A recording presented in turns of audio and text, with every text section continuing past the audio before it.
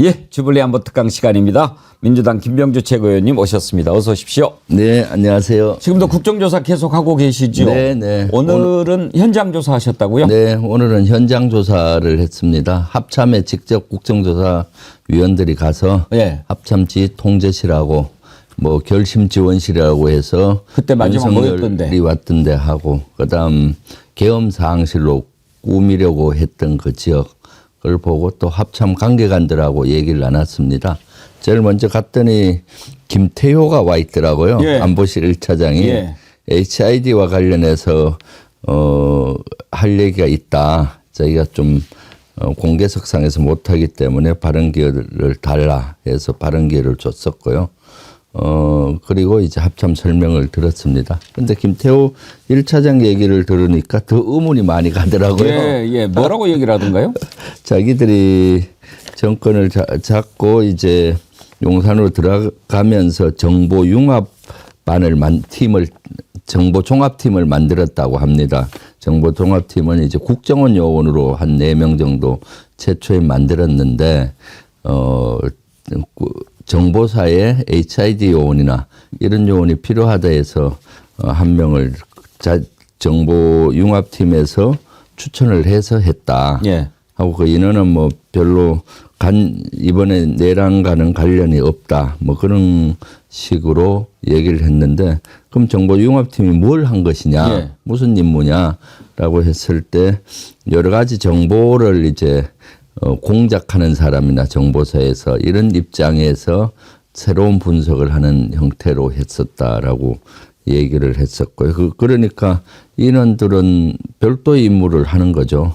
그리고 그러면 별도의 임무를 한 것이냐 하니까 위기관리센터에 편제가 돼 있어서 그 안에서 임무를 수행했다는데 이것은 지난번에 국정조사 내용하고 달라요. 인성한 안보실 2차장은 위기관리센터 공간만 활용했지 자기 조직이 아니다라고 얘기했는데 지금 말 바꾸기를 하고 있었고요. 그래서 이 정보융합팀은 좀 더 수사를 통해서 좀 밝혀내야 되겠다는 생각을 했습니다. 해명을 했는데 예. 제대로 오히려 의혹만 더 커진 해명이었어요. 근데 김태효 이자는 지금 내란 가단 혐의로 조사 안 받습니까? 글쎄요. 지금까지 받았는지는 정확히 모르겠고요. 예. 안보실장하고 인성한 2차장은 안 받았다고 얘기를 했었거든요. 예. 지난번에 국정조사 와서. 근데 어떻게 됐는지 본인 거는 잘 확인이 안 되고 있습니다. 그동안 이자가 윤석열 눈과 귀를 좌우했던 그 이력을 보면 네. 분명히 가담했을 것 같은데 말이죠. 네. 그래서 아마 지금쯤 되게 좀 쫄아 있는 것 같아요. 예. 어떻게든 불통을 내란의 불씨가 안보실로 해서 본인한테 안 오게 하기 위해서 올 위원장한테 허락을 받고 극거 합창까지 와서 A4지 한 장으로 정리를 해서 설명을 하는데 그다지 뭐 이해가 잘 안 가요. 예. 네. 그리고 또 뭐 그리고 비원 벙커도 오늘 네. 방문을 네. 하는 날이라면서요? 네, 비원 벙커도 가게 돼 있고요. 예. 그리고 합참에 갔을 때 이제 거기에 여러 제가 봤을 땐 합참이 초기에는 계엄사항실 역할을 한 것 같아요. 예. 계엄사항실 구성이 최초에는 4명밖에 안 됐기 때문에 사항실 역할을 못 하는 거거든요. 그런 경우는 설치하는데 한 12시간이나 일정 기간이 돼야 기능이 되잖아요. 그때까지는 거기가 역할을 하는 거죠. 예를 들어서 이런 스튜디오가 어디 이전한다고 했을 때 기존에 있는 스튜디오를 활용을 하고 예. 이게 완성이 되면 옮기잖아요. 예. 그런 것처럼 그런 것들을 확인을 했었고요. 네. 원래 비원 벙커를 이제 정치인들 붙잡아다가 구금하려고 했던 곳 아닙니까? 네. 그 비원이 어떤 장소의 별칭입니까? 아니면 지하 1층에 있어서 비원입니까? 별칭이에요. 별칭으로 비원 문서고라고 하는데 통상 군에서는 보안 목적상 네. 별칭을 써요. 그냥 거기 전쟁 지도본부 벙커다 하면 금방 느낌이 오잖아요. 네. 그래서 거기는 비원 문서고라고 통상 쓰는 거고 하기도 하고 비원 벙커라고 쓰기도 하고요. 그래서 거기는 지하 수백 미터의 거대한 도시죠. 전시에 쓸 수 있는. 예. 그냥 이런 정도가 아니라 거긴 한 2, 3천 명 정도 그 안에 들어가서 임무 수행을 할 수가 있고요. 전쟁이 일어났을 때 거기에 다 네. 모여가지고 거기에 뭐 워룸 같은 데입니까? 거기에 거의 뭐 국방부 합참 뭐 대통령까지 전부 거기에 들어가서 지하 왜 영화에 보면 아주 지하 예, 거대한 예, 도시가 예. 있잖아요. 그렇게 구성되어 있어서 만약에 핵탄이 떨어져도 문을 닫고 밖으로 안 나온 상태에서 몇 주를 거기에서 살 수가 있을 정도로 자체 물이고 전기고 뭐 다 돼 있도록 구상된 고도의 보안 시설이죠. 예. 그런 시설이었고요. 또 중부 지역에는 계룡대 지역에 또 그런 시설이 있는데 계룡대도 지난번에 제가 밝혔듯이 12월 3일 날 그 낮부터 점검을 했었고 8월 9일 날은 그 대통령이 작년에 휴가 가서 계룡대 그 병사들하고 축구하고 뭐 골프 친 적 있잖아요. 그때 거기 또 전쟁 지도본부들 갔더라고요. 네네. 그래서 그런 용도들이 무엇이었는지 밝혀야 되고 오늘 가는 비원 벙커는 그런 어마무시한 전쟁 지도본부가 쓰는 데인데 마치 정치인, 언론인 잡아다가 감금시키려고 선관위 직원들 했다고 하니까 참 기절초풍할 일이죠. 그러니까요. 그 생각 자체가. 그러면 거기에 이제 보안 기능이 없어지잖아요. 실제 거기 감금됐던 사람은 그 지역을 환하게 알 거 아닙니까? 예. 그리고 밖에서 또 그 안에 감금된 사람들이 뭔 일을 일어나는지 모르는 거죠. 네. 최고 의원님은 그 비원 벙커를 너무나 잘 아실 거 아닙니까? 네, 네. 군에 계실 때부터. 네. 그러면은 이번에 그 내란을 일으킨 놈들이 비원 벙커를 정치인들 구금 장소로 하려고 했다라고 하는 사실을 들었을 때 네. 어떤 생각이 드셨어요? 참, 너무 어이없고 황당했죠. 거기는 실제 엄청난 비용을 들여서 만든 전쟁 지도본부고 그런데 어떻게 그 정치인이나 선관위 직원을 구금하는 장소로 쓸 수가 있느냐. 거기는 인가받지 못하면 들어가지도 못해요. 그런 생각 자체가 이 사람들은 정신이 나가도 한참 나갔고 제정신이 아닌 거죠. 아무 데나 그냥 그런 걸 쓸 수 있는 것이 아니지 않습니까? 네네. 앞으로 이제 국정조사 어떻게 진행이 됩니까? 현장 조사 끝나고 나서 청문회 합니까? 내일 이제부터 청문회가 시작이 되고요. 예, 내일은 누구 나옵니까? 내일은 이제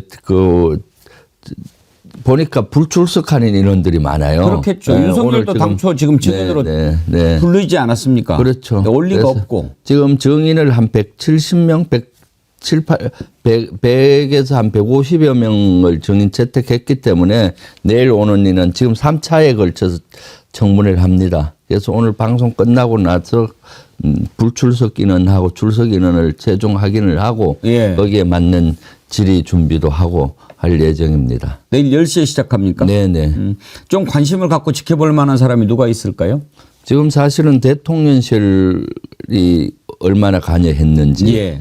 지금 안 밝혀졌고요. 안보실, 대통령실이 사실은 핵심적인 역할을 상식적으로 했을 거 아닙니까? 대통령이 하는 건데. 예.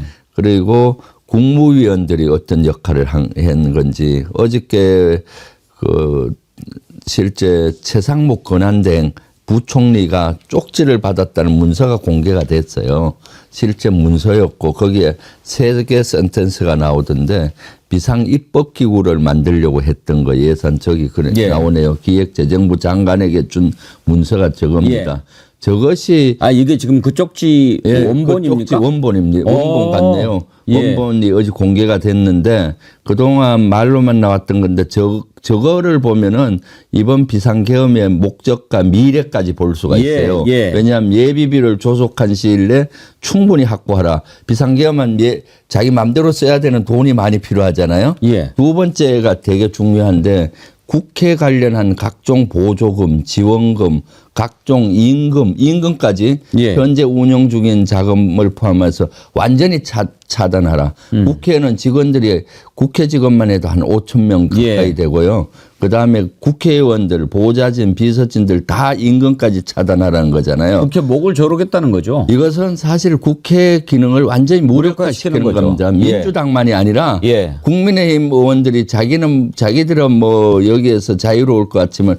국민의힘 의원들도 봉급 다 차단되는 거고요. 그렇죠. 그 한번 다시 띄워주죠. 세 번째가 저는 제일 중요하다고 네. 봐요. 국가 비상 입법기구에 관련된 예산을 편성하라. 국회가 무력화되니까 자기들이 임시국회를 만드는 거예요. 예. 그러면 사실 예전에 국보위 같은데 예. 전두환이가 만들었던 걸 예를 들면은 거기에 국회의원을 엮는 것이 아니라 군인들이라든가 그렇죠. 예, 군 전역자들을 엮는 거죠. 그러니까 지금 완전히 국회를 무력화시키고 자기들이 만드는 임시국회와 같은 입법기구를 만들어서 자기들에 맞는 법을 만드는 거죠. 사실 저런 기구를 만들어서 다 독재다, 장기 집권을 하는 그런 플랜을 했던 거예요. 10월 유신 때가 그러했고 박정희가 그때 유신헌법을 만들 때도 저런 기구를 만들어서 했는 거고요. 전두환도 마찬가지.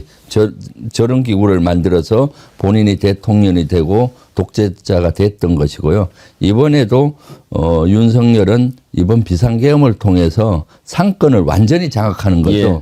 상권을 장악하고 해서 독재자가 되면서 장기 집권을 꿈꿨다. 만약 저것이 시행이 됐다면은 비상계엄을 언제 해제할 것 같습니까? 그렇죠. 뭐 없는 거죠. 비상계엄 완전히 자기가 독재자가 되고 왕이 됐을 때나 해제되는 지금 전두환 겁니다. 같이 지가 한번 해보겠다는 거 아닙니까? 네, 그렇죠. 국가보위법회의 만들어가지고. 네, 그럼 법을 너무 어긴 것이 많아지니까 비상해제를 할 수가 없어요, 잘. 그러니까 완전히 자기가 모든 것을 새로 장악이 됐을 때 가능하기 때문에 끔찍한 일이 일어나는 거죠. 근데 이제 저런 쪽지를 줘놓고 말이죠. 그러면 지금 하도 어처구니가 없으니까 구속영장 실질심사할 때 차은경 판사가 윤석열한테 다른 거 질문 하나도 않고 마지막에 그것만 하나 물어봤다는 거 아닙니까? 네, 세 번째 줄 예, 이 그거죠. 국가비상입법기구가 도대체 뭐 하는 데냐. 네. 그렇게 물어보니까 윤석열이가 내가 썼는지 김영현이가 썼는지 기억이 가물가물했다고 그래요. 그런데 그거 다시 한 번만 좀 띄워봐 주세요. 네, 김용현이가 무슨 자격으로 부총리한테 자기보다 더 위인데 뭐뭐 할 것 이렇게 지시하겠어요. 그러니까요. 윤석열 작품이죠. 네. 그걸 이제 와서 가물가물하다 누가 썼는지 기억이 안 난다 그러니까 이미 지금 이것저것 다 드러나서 하고 있는 김용현이는 이제 그거 어차피 이리 맞으나 저리 맞으나 똑같으니까 그거 내가 쓴 것 같다 또 이렇게 이야기를 해요. 네. 이걸 그러니까 어떻게 믿습니까? 뭐 쓴 것이 중요한 것이 아니라 통상 대통령이 직접 타이프 치지 않잖아요. 예. 이거 해 하고 하면은 타이프를 국방부 장관이 누구 시켜서 했을 수는 있는데 저것은 사실은 국방부 장관 김용현이 하고 제가 봤을 때 윤석열이가 앉아서 이렇게 하려면은 예산이 필요하다 뭐 해서 다 윤석열의 지시에 의해서 만들어진 거라고 보는 거죠. 네. 근데 저걸 쪽지라고 봐야 됩니까? 문서라고 봐야 됩니까? 문서죠. 문서죠. 네. 대통령이 줬으니까 그거는. A4지 문서인 거. 저기 예. 보십시오. 지시사항이나 똑같잖아요. 지시사항의 문서인데 최초에 최상목 부총리, 전 부총리 당시에 제가 국회 나와서 국회의원들이 질의를 했었잖아요. 할 때는 쪽지를 받았는데 그것을 그냥 주머니 엮고 안 봤다. 예. 그리고 나중에 차관을 줬고 한 이틀 후에 보니까 예비비를 뭐 확보하라는 정도로 적혀 있는 걸로 기억한다. 이렇게 발뺌을 한 그게 거예요. 말이 됩니까? 그러니까 대통령이 준 지시사항인데 딱 보고 그리고 저것을 받고 나서 복귀를 해서 F4 회의를 합니다. 예. 돈을 확보하기 위해서 금융관계간 회의를 하잖아요. F4의 각 기관 가장 핵심적인 회의를 하는데 그럼 그 회의 왜 했냐 물으니까 비상계엄 하면은 경제가 안 좋아지고 환율이 뭐 하고 뭐 하니까 그걸 대책을 세웠다는데 저 예비비 가장 중요한 돈을 확보하는 걸 어떻게 할 건지를 논의한 걸로 유추할 수가 있잖아요. 그래서 저런 것들을 좀 정확히 따져보려고 합니다. 예. 저기는 뭐 한국은행 총재라든가 뭐 금융감독원장이라든가 F4 회의에 참가했던 사람들이 무슨 회의를 했는지 아마 저 예산을 확보하기 위한 회의가 아니었나 싶고요. 그런 것들을 이제 따져서 확인을 해야 되는 거죠. 국정조사 때 군에 관계된 것은 좀 나왔지만은 저런 것들이 밝혀지지 않고 있습니다. 그리고 또 하나가 예. 비아폰을 국무위원들한테 줬다는 거 아니에요.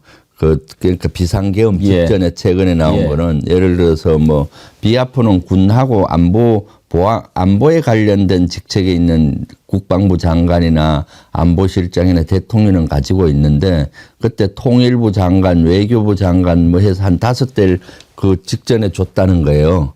그러면 그 받았던 사람들은 여기에 깊게 관여가 돼 있을 수가 있잖아요. 이런 것들을 이제 국정조사 내일 청문회 때 또 밝혀볼 예정입니다.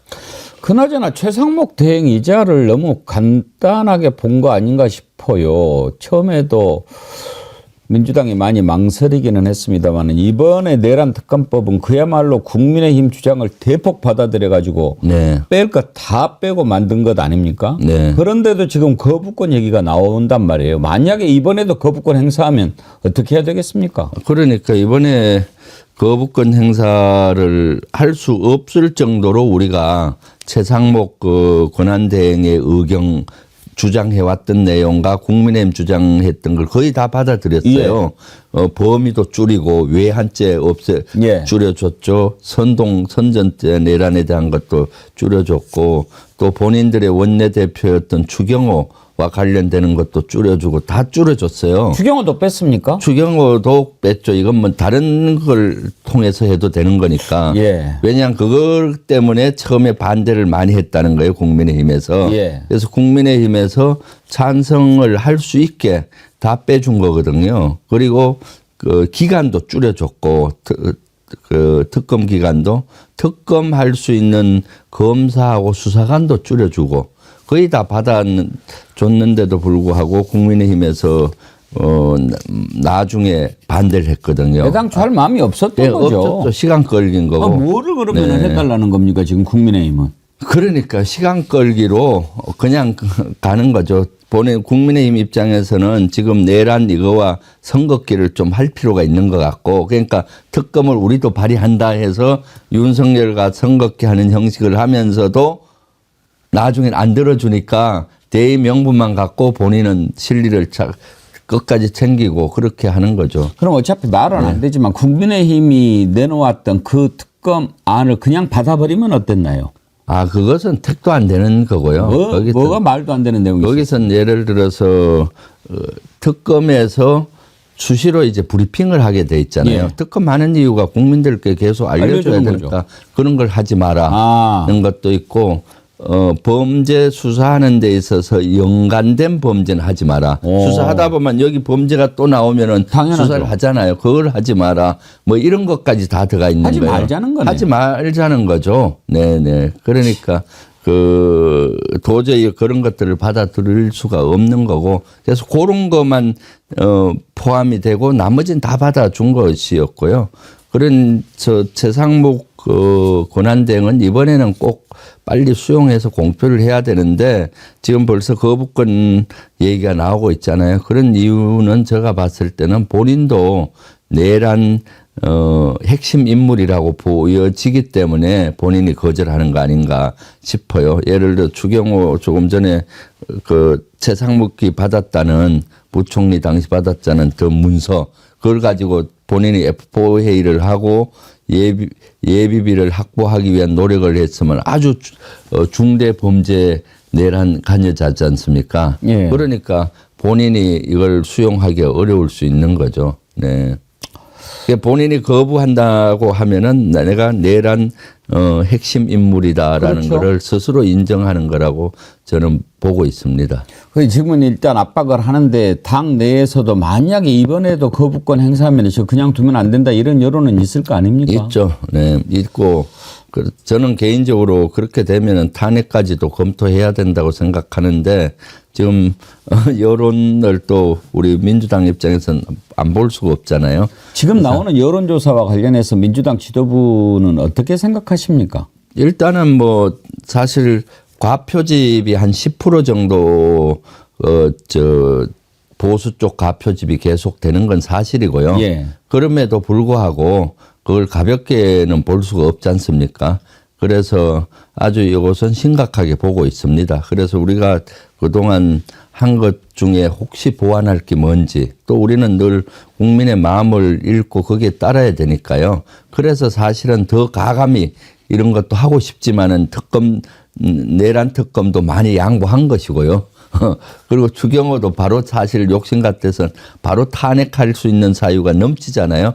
그렇지만 그런 것도 조금 더 지켜보고 인내하는 시간을 갖는 거고요. 그래서 우리가 사실 설문조사라 여론조사는 가표집에 대해서 조금 이 균형을 잃은 감은 있어요, 확실히. 있다고 보지만은 그럼에도 불구하고 그거는 가표집 많이 됐으니까 우리와 관계없어 이렇게 보진 않습니다. 좀 심각하게 바라보고 국민들의 마음 변화, 마음이 뭔지를 읽으려고 노력하고 그래서 내란이나 이런 분야에서는 특히 이번에 또 법원에 대한 폭동 이런 건 아주 엄단하고 강하게 하면서 국민들 가장 애로가 느끼는 민생이라든가 경제, 지금 안보 이런 걸 풀기 위해서 또 같이 노력을 해야 되겠다. 그동안은 사실 한 달 동안은 이 내란 종식, 내란 진압을 위해서 온 당에 영향을 쏟았는데 이제는 어느 정도 이것이 그 방향은 잡혔지 않습니까? 헌재에서 결정하면 되는 거고 내란 특검이 조금 늦더라도 현재 수사기관에서 수사를 하고 있으니 이제는 여기에도 같이 강하게 하면서 민생, 안보, 지금 또 트럼프 대통령이 오늘 취임했잖아요, 예. 미국에. 이것은 동북아나 우리 한반도 안보에 큰 영향을 끼치는 일이지 않습니까? 그래서 선제적으로 한미동맹을 좀 어떻게 잘 관리하고 강화할 것인가 이런 거를 염두에 두면서 하는 그렇게 해야 되겠다 생각을 하고 있습니다. 민주당이 좀 지금 지혜롭게 더욱 신경을 써서 잘해야 될 때인 것 같습니다. 왜냐하면 네. 지금 내란에 대해서 엄중하게 책임을 물어야 된다라고 생각하는 많은 국민들은 민주당이 좀 더 과감하고 단호하게 최상목이라든지 이런 자들도 탁탁탁탁 정리해서 갔으면 좋겠다 하는 생각을 갖고 있는 분들도 계시고 네. 그다음에 이제 또 국민의힘 쪽으로 가는 일부 쪽은 너무 좀 몰아붙이는 거 아니냐 하는 생각도 있는 사람들이 네. 있는 것 같고 문제는 이런 여론조사가 막 나오다 보니까 과표집이 됐든 어찌 됐든 간에 여기에 고무돼 가지고 정강훈이나 이런 자들이 쓸데없는 소리를 하고 또 일부에서도 야 우리가 뭐 옳은 일 하고 있어 이런 생각들 하고 그러다 보니까 지금 저런 폭동도 일어나는 거 아니겠습니까? 네, 그렇습니다. 네. 근데 최고위원님 보시기 어때요? 저 폭동 배후가 있는 것 같지 않습니까? 저거는 저는 배후가 있다고 봐요. 그렇죠. 우발적인 것만 볼 수는 없잖아요. 예. 거기에 보면 폭동 보면은 유심히 저도 계속 영상을 봤는데 거긴 지휘자가 있고요. 손짓하고 뭐 이렇게 예, 하잖아요. 예. 하고 거기에서 누군가 지시하면은 움직여지고 그리고 폭동하면은 통상 창문 깨고 들어가서 막 하는데 거기 보면은 두 군데 되게 의미 있는 데를 들어가지 않습니까? 한 개 팀 일부는 CCTV가 있는 상황실에 들어가서 CCTV 못 보게 랜선을 뽑고 거기에 하드를 고장 내기 위해서 물도 뿌리고 하는 그런 거는 대단히 준비가 안 되면 CCTV 상실에 가서 그렇게 못 하는 거고요. 또 일부 인원은 7층에 해서 영장 판사를 찾지 않습니까? 예. 찾으려고 가고 있고 그때 통상 보면은 야간에 후레쉬를 요새는 갖고 다니는 분들이 없어요. 그러죠. 다 핸드폰에 보면 후레쉬 하는데 그러니까요. 7층에 올라가서 그 영장 판사를 찾는 그 폭도들은 후레쉬를 갖고 이렇게 예, 하잖아요. 미리 그런 걸 준비를 준비한 거죠. 했다라고 보여지기 그걸 끄는 때문에 상황까지. 네. 그래서 저는 뒤에 배후에 누군가 또는 어떤 단체 조직이 있을 거라고 저는 보고 있습니다. 그래서 수사할 때 그런 것들을 명명백백히 밝혀야 되고 그리고 어디가 꼭 지시했다기보다는 저는 국민의힘이라든가 정강훈 같은 이런 극우 세력이라든가 또 여러 그룹들이 분위기가 만들어졌다. 특히 그 위에는 윤석열이 제일 큰 그렇죠. 배우라고 예, 보고요. 예. 그런 것들이 조합이 되면서 그 밑에 어떤 세부 조직들이나 단체나 세력들이 좀 관여가 돼서 바람잡이를 하고 하지 않았나 그렇게 생각이 듭니다. 혹시 훈련된 냄새는 안 납니까? 그 정도까지는 안 나고요. 예. 사실은 훈련됐다 그러면 조금 더 조직적으로 그런데 할 때는 예를 들면은 뭐 지난번에 내란 때도 제가 얘기했지만은 예. 전기를 차단한다든가 네, 네. 그리고 뭐 그런 것들부터 이래 하면서 이렇게 했을 것 같은데 그런 훈련 정도는 물론 뭐 일부는 HID가 개입됐냐 이런 그러니까요. 의혹도 제기하던데 저는 HID 오비 같지는 않습니까? 그 정도는 아닌 것 같고요. 저 예를 들면 어디 뭐 그 종교 단체가 됐든 또는 극우 단체가 됐든 뭐 이런 데서 좀 관여했던 청년 그런 조직들이 있을 거 아닙니까? 예. 그런 조직들이 좀 개입이 되지 않았나 그렇게 의심을 하고 있죠. 네. 이번에 이렇게 폭동 일으킬 때 보면 이제 가짜 뉴스를 바탕으로 해서 보수 유튜버들이 뭐 극렬 보수 유튜버들이 막 가짜 사실을 실어 나르고 그걸 또 확대 재생산하고 막 그런 것이 나오지 않았습니까? 네. 심지어 무슨 뭐 중국 사람들을 체포해가지고 미국 오키나와에 보냈다고 그러는데 네. 주한 미군 사령부가 그렇죠. 오죽하면 입장을 냈더라고요. 네, 네.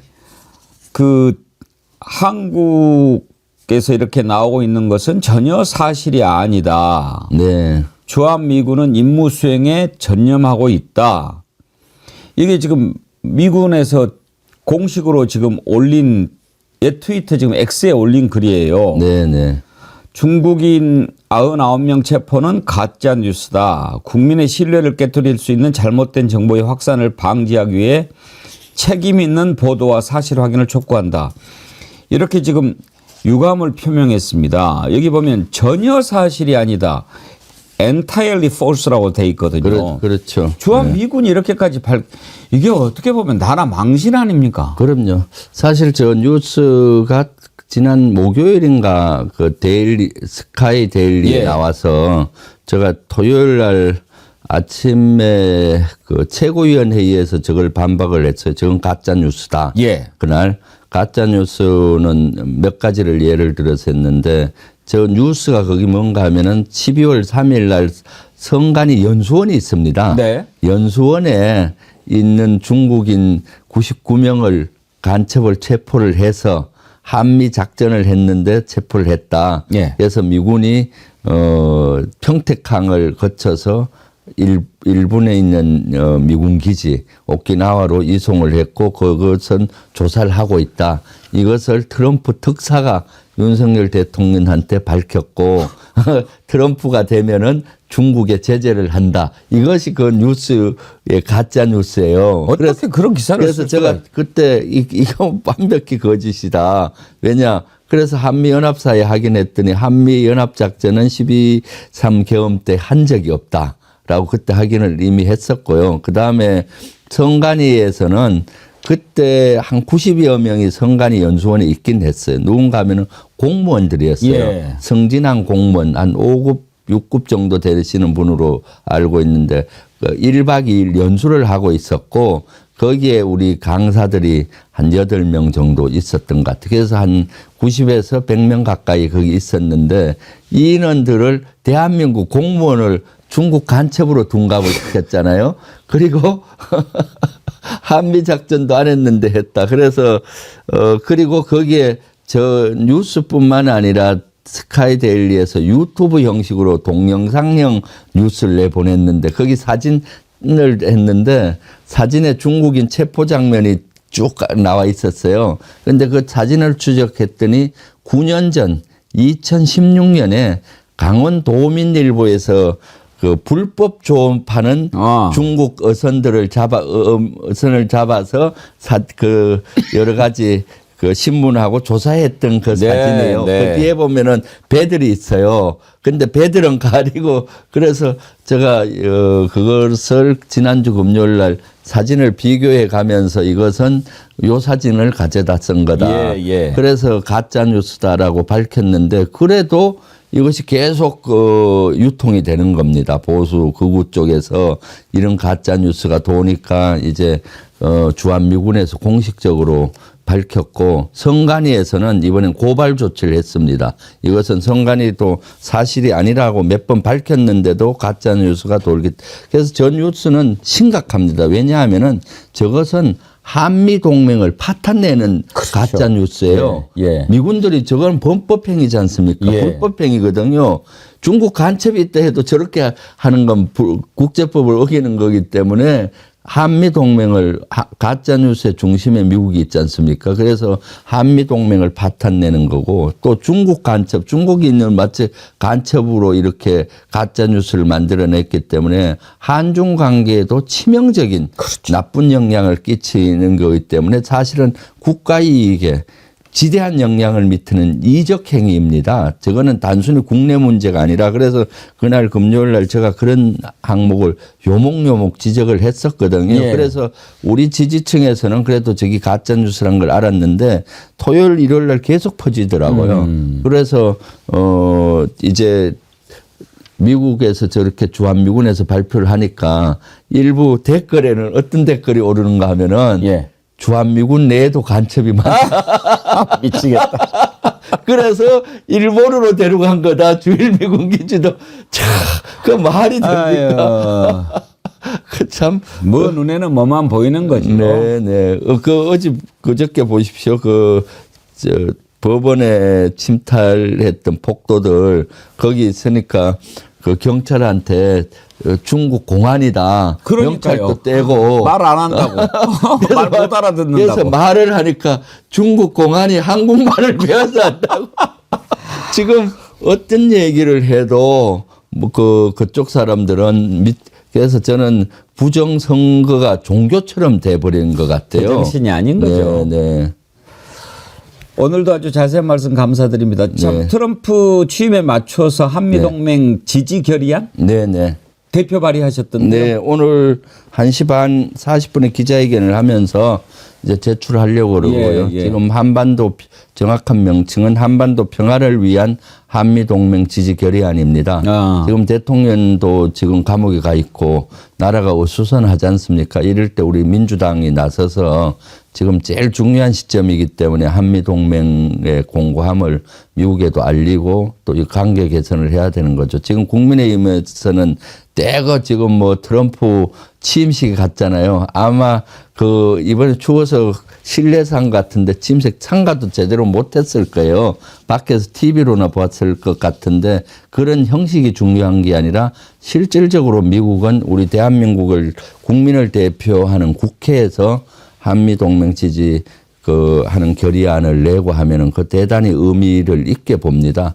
지난번에 바이든 정부 들어설 때쯤 제가 한미동맹 지지안 대표 발의를 해서 본회의에 그때 헌정사상 처음으로 본회의를 통과했어요. 그 여야 조율이 잘 안 돼서 그리고 그러니까 바이든 정부에서 우리 민주당이 주도해서 그렇게 또 본회의가 통과가 됐잖아요. 그래서 대단히 문재인 정부에 대해서 좋게 봤었고 그래서 그 이후에 바로 방위비 분담금도 트럼프가 5배 달라 그런 것도 정상적으로 합의가 됐고 또 한미 미사일 지침이라든가 뭐 이런 것들도 해제가 되고 여러 가지 성과가 있었습니다. 그래서 이번에도 이럴 때 국민을 대표하는 국회에서 한미동맹이 공고하고 앞으로도 한미동맹을 지지한다라는 결의문은 거기 100번 취임식에 가는 것보다도 그렇죠. 효과적이다. 그래서 우리 민주당 차원에서 제가 대표 발의를 했고 지금 많은 한 50분 이상이 공동 발의를 해주고 계십니다. 여기에 특히 이재명 대표도 공동 발의를 해주셨고요. 그랬군요. 이재명 대표에 대해서 미국이나 극우 세력들이 특히 극우 세력들이 한미동맹을 소홀히 한다 이런 프레임을 씌우고 있잖아요. 실제 이재명 대표께서는 한미동맹을 대단히 중요시 여기고 있습니다. 그래서 공동 발의를 기꺼이 제일 먼저 해 주셨습니다. 네. 이번에 뭐 입장권을 구했는지 어쨌는지 모르겠지만 윤상현 같지 않습니까? 네. 지금 윤상현 의원 제명 결의안이죠. 네. 그걸 지금 제출했는데 지난번에 잔민전 의원은 제명 촉구 결의안이죠. 그건 좀 다른 거죠? 조금 확인해야 되겠습니다. 제명 결의안을 하게 되면 국회에 의결을 하거든요. 그런 거기 때문에 지금 아직 제가 오기 직전에 확인했을 때 제출까지는 안 했고요. 그걸 이제 오늘 준비하고 있더라고요. 네. 사실 이런 자들은 국회에다 두면 안 된다고 생각하거든요. 계속 지금 내란을 선동하고 이렇게 하고 있는데 제가 자세히 지금 다시 봐야겠습니다만 잔민절 의원은 제명 촉구 결의안이었고요. 윤상현은 제명 결의안을 아마 제출하는 걸로 그렇게 알고 있는데 정말 아마 제가 보기에는 윤상현 같은 자는 국민의힘 내부에서도 정말 위험하다고 생각하니까 위험하죠. 제명시킬 수도 있을 것 같습니다. 아니, 그런데 이번 법원 폭동의 시발점이 윤석열이 가서 스피커 잡고 얘기한 거 아니에요? 예. 뭐 실제 법원에 그 담을 넘어왔던 18명 뭐 경찰서 얘기해서 곧 풀려날 것이다. 그러니까 법원에 침투해도 곧 풀려날 것 같다라는 착각을 하게 만든 거죠. 저는 그것이 그 폭발제가 되고 시발점이 됐다고 봅니다. 그렇기 때문에 이런 걸 단죄해야 되는 거죠. 윤상현이는 제명돼도 괜찮아요. 1년 뒤면 다 잊어버리니까. 네. 그렇죠. 1년만 되면 잊어먹고 무소속이라도 찍어주더라. 뭐 김재섭 의원하고. 예. 네. 오늘 또 자세한 말씀 감사합니다. 네. 설 연휴 지나고 네. 뵙겠네요. 네, 예, 그렇겠네요. 설명들도 잘 보내시기 바랍니다. 네. 예, 고맙습니다. 감사합니다. 네. 민주당 김병주 최고위원과 함께한 주불리 안보 특강이었습니다.